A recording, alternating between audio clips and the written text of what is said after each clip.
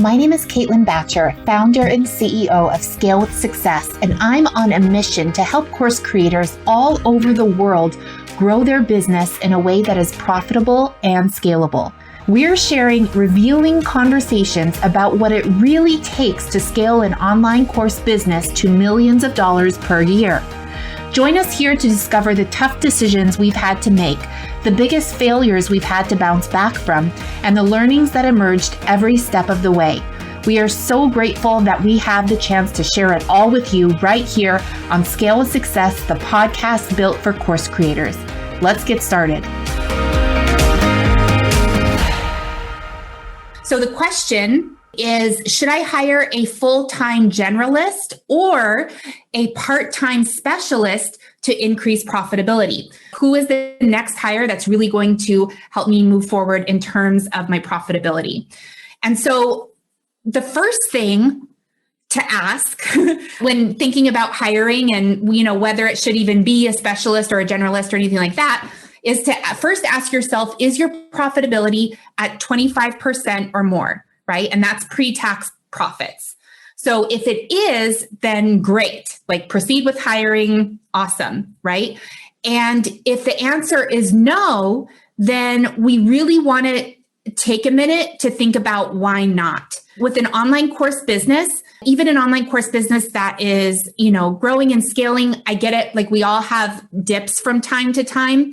But on average, our profitability really should be at a minimum of 25%. So that's the first thing that I just wanted to cover in terms of thinking about hiring. The next thing, and I just want to remind everyone that we do have a training. It's called the Accountability Builder. And inside of the Accountability Builder, there's a training on how to create a company organization chart. And this is what I'm sharing with you today is really specific for businesses that are making less than $50K per month, right? So your organization chart is going to change and grow as your revenue increases. And this is just an example, right? So based on everyone's unique business, you might have a program where maybe you have a team of coaches, maybe you have this, that, whatever. So it might look a little bit different, but basically, we want to start out in determining who it is that we need to hire that will lead to maximum profit. First, we need to take a look at what are the roles, right? What's happening in the company right now? And especially for newer businesses, a lot of times we, the CEO, will be filling multiple roles. So in this example, the CEO is also the director of marketing and sales. They are also the director of customer success. They are also the director of ops and finance. They also are the copywriter, right? They write Instagram posts, they write email copy, and potentially maybe they're the social media manager, right? So maybe they post things to Instagram or whatever, right? This is just an example. This is not me telling you that this is what you should be doing. I'm just saying, typically we're doing a lot of that stuff. And then we have agencies or kind of one-off things, right? If you're less than 50K a month, you don't need an in-house bookkeeper or an in-house legal team or accountant. So typically that's just like for, an agency, something like that. So that's why in marketing and sales, I have that listed for ads manager and graphic designer. Typically, you don't need a full-time graphic designer on staff for a business that's making that level of revenue. So the first question is, are there any of these, for ads manager, is your ads manager creating the ROI that you want, right? Is that possibly impacting your profitability? You want to look at the things that you do have filled that are directly related to making money. So not really graphic designer, but from the ads perspective, you really want to make sure that it's the right person in there. And then beyond that, you have some openings. So the openings that I have here are ops assistant. Another word for that is executive assistant. I like the word ops assistant because typically in an online course business like ours, it's great to have someone who's techie, right? Who can build the lead page and create the automations and active campaign and all that kind of stuff. And that's not something an executive assistant typically would do. An executive assistant is more handling the email inbox, scheduling things on your calendar. And so it's a little bit different. And then the other pieces are customer support and community management. Customer support is whoever is managing, the inbox, and then community management is whoever's answering questions inside of your student community. The next thing that we want to look at is who's doing what. So typically, one person can do customer support and community management because you can send them through your course so they learn about it. They're able to answer questions via inbox inside of the community.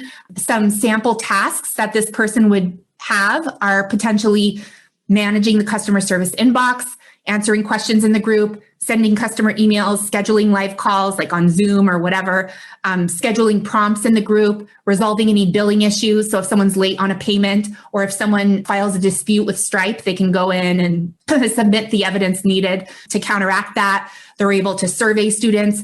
Those are all things that one person should be able to do because at a revenue level of less than 50K, it's very unlikely that you would need someone that is full-time, that is only doing this. And the reason why I have you still listed as Director of Customer Success is because you are still there. You are the person, and if you go back to the Accountability Builder, you'll see the different KPIs that each role would be accountable for. And when it comes to customer success, you're really the person that's like running the show. You're setting the goals. The person underneath you is handling all this stuff, but you're still in that director role. Now, potentially, maybe over time, as the needs of your business grow, you might promote that person to Director of Customer Success, or maybe you'd promote them to Customer Success Manager, or maybe they'd be promoted from part-time to full-time or whatever it may be. But in any case, these are some example tasks that person would do that would contribute to your profitability because it takes you out of fulfillment. The name of the game in getting to $1 million is to take yourself out of fulfillment as much as possible. You don't need to be inside of the group answering questions. You don't need to be doing this, that, and the other. So one of the really great things about really reaching your first $1 million selling a course is that it's great because you don't need a big team. If you're trying to scale to first million, if you have a high ticket program, you need salespeople, you need coaches, you need this, it's so much. I love running this group coaching program, but there is no way I would have started out with this. It's too much. I loved starting out with courses. It's more freedom. Now, the second piece is the ops assistant. And so these are some sample things that they might do, right? They might manage some of those contractor relationships. So they might, to kind of take things off your plate, you might say, you know what? I need you to coordinate the projects with the graphic designer. Can you be in charge of that? Can you be in charge of letting the graphic designer know when we need this and that, following up with them, collecting it, putting into files, whatever it is? They can do that for you. And it's just a matter of managing that relationship. And they're still an assistant, right? They don't need to be a director in order to help you manage some of those relationships. You might have them reach out to your ads manager. Maybe they're in charge of following up with your ads manager each week or getting specific KPIs. They'd be in charge of troubleshooting any tech. So if all of a sudden someone emails in and is like, hey, I'm trying to watch a webinar and it's not working, they go in, they contact Easy Webinar, they make the problem go away. This person could schedule the emails. So maybe you are still creating social media content. Maybe you're writing the copy or whatever, but they are going into Edgar or Later or whatever and scheduling it for you. They're building landing pages. They are managing the company scorecard. Maybe they're managing the cash predictor. So those are all things that your ops assistant, which is like a $20 an hour role, can be doing, right? Now, the other thing to think about is that you might only need one person. It could be one person that's doing ops assistant, customer support, and community management. That's depending on the number of hours that you need for each position. You might only need for the ops assistant, if the ops assistant is part-time, how many hours a week do you really need from that ops assistant to do those specific things? Is it 10 hours a week? You know what I mean? Maybe it's 30 hours a week. I don't know. But if it's only 10 hours a week, then you still have time to give them also some of the tasks of the customer service assistant. So let's say the customer service assistant is someone, maybe you need 15 hours right? Of that. I'm just making it up. So 15 plus 10, that's 25 hours. So you just need one part-time person that you're paying $20 an hour to, right? You don't need, like, if we look at the tech skills that are needed to kind of determine, like, do we need a specialist or a generalist? Do we need an active campaign, like, expert or that has some weird certification or something just to schedule and send emails, build automations, tag, pull data? Those are all things that they can, if you have the right person, if you have someone that's like resourceful and is good with tech, they can figure that stuff out, right? Same thing for lead pages. If you're giving them the copy, they should be able to duplicate an existing lead page, change the copy around, change the, graphics or whatever. To me, when I'm looking at these kinds of tech skills, they are general tech skills, right? It's not necessarily something specific. Now, if you were going to hire, let's say, like a Facebook ads manager, you would want someone who is a specialist, right? That should not be a generalist, unless you yourself are an absolute whiz when it comes to Facebook ads and you don't mind getting someone and like really building them up from the ground up and being there to like really coach them through. But kind of the personality traits that you're looking for is things like detail oriented, organized, resourceful, gets things done, clear communicator. And in the 30-day hiring process, which is the training that we did last month, you can go through and it walks you through a way to create this for yourself for the different positions, like what is a role description and all of that. One of the things that I really enjoy about these lessons is that when you're in it, when you are in the weeds and you're like in it, it is very overwhelming. But it's easy for me to look at it from an outside perspective and to be like, oh, this is what I wish I knew then, and da da da da.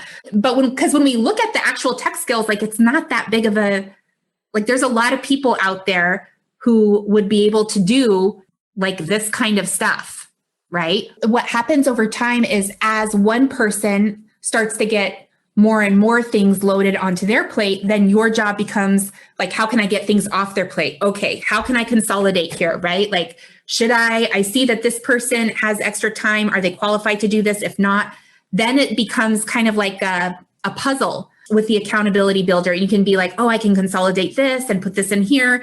And these traits would actually be, really great over here and that kind of thing. And it is possible to have someone that is good at customer success and ops.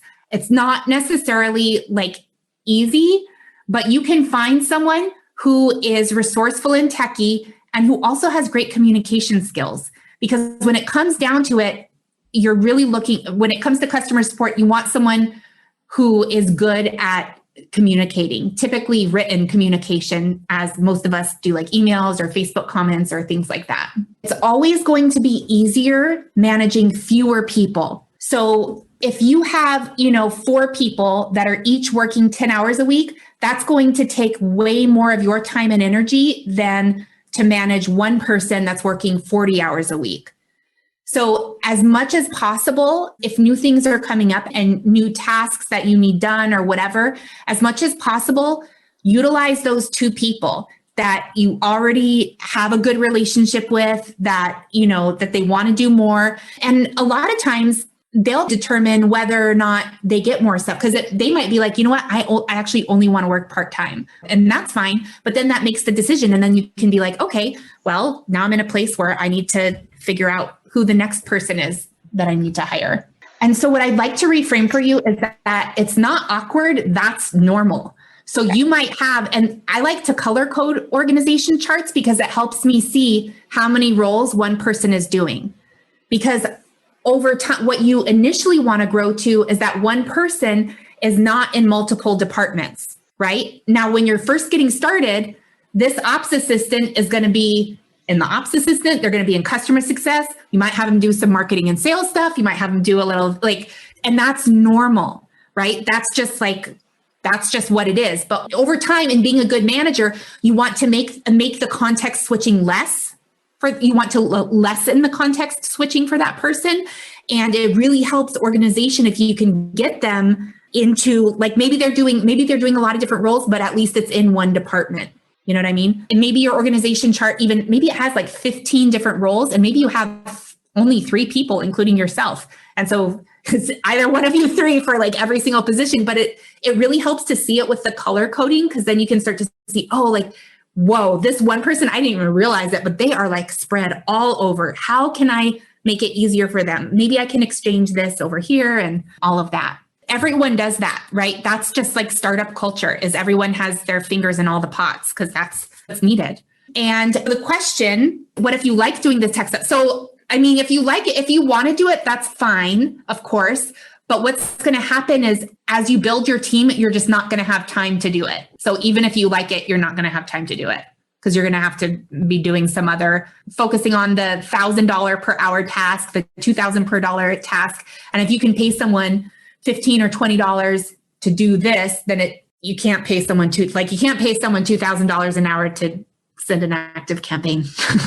But I can relate to that a little bit. I mean, I kind of used to like that, some of the tech stuff too. It was kind of meditative. It was like an easy thing for me to check out. I'm like, okay, I can like watch Netflix and build my lead pages or whatever. So there's 3 additional trainings that I would recommend that you watch that will kind of support you in what we just discussed. So there's the company scorecard, the accountability builder, and the 30-day hiring process. Are you ready to scale your online course business so you can impact the lives of more people and create real change in the world? Join us inside our signature program, Scale with Success, where you'll get the content, coaching, and community you need to successfully implement our proven process to help you scale, so you can start reaping the rewards of running a highly profitable online course business. Scale with Success is a multi-year group coaching experience built for online course creators who are ready to scale their business to and through $1 million with certainty as a result of having the right support at the right time. What are you waiting for? Click over to scalewithsuccess.com and apply now.